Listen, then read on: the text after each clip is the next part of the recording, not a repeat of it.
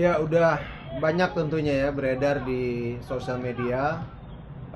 Sempat terbagi dua kali ya, mungkin yang benar-benar begitu tajam dan kritis, tapi juga ada yang mengapresiasi apa yang diperlihatkan oleh timnas U20 Indonesia. Kalau saya sih sebenarnya sederhana saja, apapun yang kita tumpahkan, apakah kita memberikan kritikan atau juga memberikan tetap dukungan semangat kepada timnas U20 Indonesia, harus kita ingat ya bahwa mereka ini rata-rata masih berumur 18 tahun.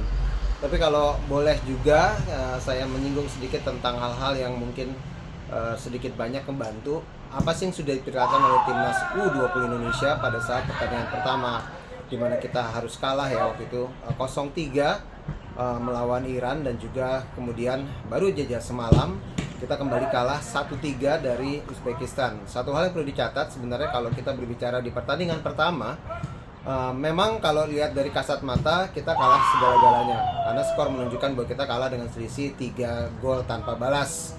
Tapi sesuatu hal yang menarik sebenarnya kalau kita lihat 2 dari 3 gol yang tercipta ke gawang Indonesia itu sebenarnya adalah hasil dari sebuah set pieces atau dari hasil tendangan penjuru.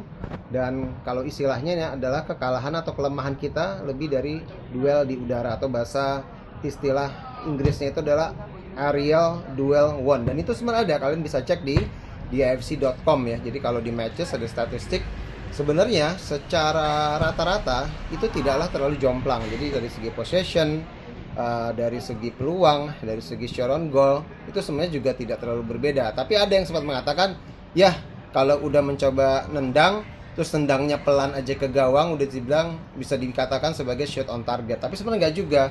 Ada statistik yang mengatakan, di sini saya bisa lihat ada istilahnya shot inside the box sama shot outside the box. Dan ini yang mungkin kita harus sedikit perhatikan. Pada saat kita kalah melawan Iran, sebenarnya yang menarik adalah jumlah total shot. Sebenarnya memang Iran tentu mendominasi dengan 17 berbanding 11.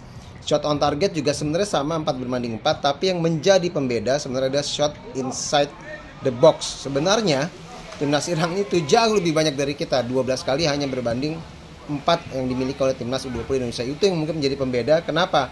Dari 4 shot on target 3 berbuah gol, sementara kita hasilnya nihil. Dan kalau kita melihat pertandingan melawan Yaman ini menjadi menarik juga. Sebenarnya kalau itu sempat saya ada waktu yang ngobrol sama Coach Indra Safri, dan sama ternyata Coach Indra Safri juga sempat menyorot hal yang sama, dimana adalah ini dalam hal disiplin dan konsentrasi anak-anaknya. Kalau menurut pelatih Indra Safri adalah dalam hal konsentrasi, terutama dalam hal-hal yang sifatnya set pieces atau istilahnya aerial duel one ya, duel-duel udara. Dan sebenarnya yang menarik sekarang perbandingan duel udara di laga kemarin sebenarnya itu timnas Indonesia unggul 80 berbanding 20. Sementara kalau waktu melawan Iran itu jomplang, kita hanya 35%, sementara Iran sekitar 65%. Tapi yang menjadi pembeda adalah memang possession yang dimiliki Uzbekistan jauh lebih baik, 63 hanya berbanding dengan kita 36,8. Dan satu hal lagi yang tadi sempat saya katakan, yang juga menjadi pembeda adalah shot on targetnya Iran sama ya, 3 berbuah gol 3. Uzbekistan 4 berbuah gol 3. Itu menjadi pembeda. Dan satu hal lagi, dari segi tadi saya sempat bilang ya, shot inside the box-nya itu yang menjadi tentunya menarik juga. Kita mempunyai 12 tendangan di dalam kotak penalti, tapi memang hanya 1 berbuah gol, sebuah gol cantik ya yang diberikan oleh Ola kepada Jens Raven. Tapi ya balik lagi, kembali 2 gol tercipta juga berasal dari aerial duel, dan itu yang sangat disayangkan.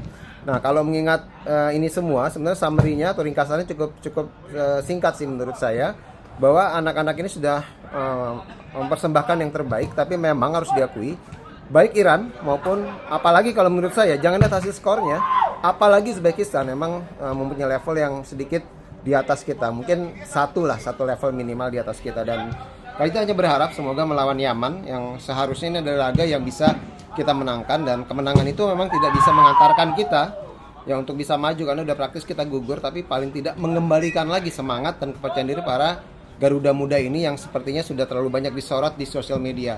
Sekian mungkin itu ulasan saya, dan ini adalah rangkaian daripada ngintilin timnas versi Doni Munaf, langsung laporan dari Shenzhen Youth Football Training Base Stadium.